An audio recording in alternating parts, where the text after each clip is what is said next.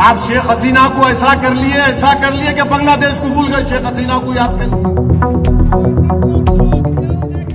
বাংলাদেশে ছাত্র জনতার অভ্যুত্থানের পর পালিয়ে ভারতে আশ্রয় নিয়েছেন সাবেক প্রধানমন্ত্রী শেখ হাসিনা, কিন্তু তাকে ঘিরেই এবার ছড়িয়ে পড়েছে নতুন রাজনৈতিক ঝড়।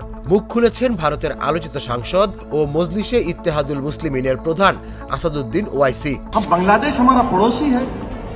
ইন্ডিয়ান এক্সপ্রেসকে দেয়া এক সাক্ষাৎকারে ওয়াইসি দাবি করেন, ভারত যদি সত্যি অবৈধ বাংলাদেশি অনুপ্রবেশকারীদের বিতাড়িত করতে চায় তবে শুরু করা উচিত শেখ হাসিনাকে দিয়েই। প্রশ্ন ছুড়ে তিনি বলেন, কেন আমরা হাসিনাকে আশ্রয় দিয়েছি? তিনিও তো একজন বাংলাদেশি। তার এই মন্তব্যে মুহূর্তেই দেশজুড়ে আলোচনার ঝড় ওঠে। মোদী সরকারের বাংলাদেশি বিতাড়ন নীতি নিয়েই ক্ষোভ প্রকাশ করেন তিনি। অভিযোগ করেন, মালদা ও মুর্শিদাবাদের দরিদ্র বাংলাভাষী ভারতীয়দের ধরপাকড় করে সীমান্তে নোম্যান্সল্যান্ডে ফেলে আসা হচ্ছে। আর এ সময়ই তিনি হাসিনার প্রসঙ্গ টেনে সরকারকে অস্বস্তিতে ফেলেন।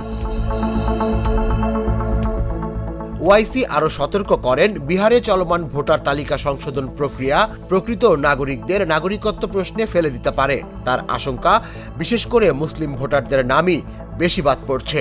নির্বাচন কমিশনের নির্দেশনাও তার কাছে ভয়াবহ ফাঁদ হয়ে উঠতে পারে, কারণ সন্দেহজনক মনে হলেই কোনো নির্বাচনী কর্মকর্তা নাগরিকত্ব বাতিলের প্রক্রিয়া শুরু করতে পারেন।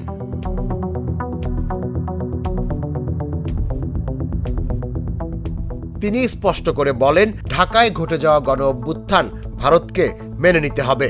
বাংলাদেশের নতুন সরকারের সঙ্গে গড়তে হবে সম্পর্ক, অথচ আমাদের দেশে একজন বাংলাদেশিকে রাখা হয়েছে যিনি প্রতিদিন বিবৃতি দিয়ে পরিস্থিতি জটিল করছেন।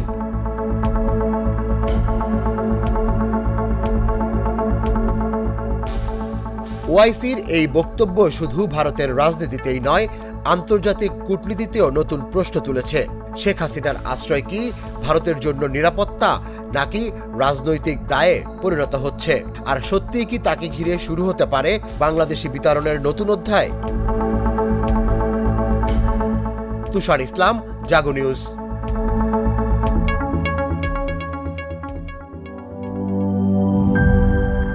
বান্ডেল থাকলে প্রতি সেনমানিতে টাকা বাঁচবে। বিকাশ সেনমানি বান্ডেল কিনে জিতুন প্রতি লেনদেনে।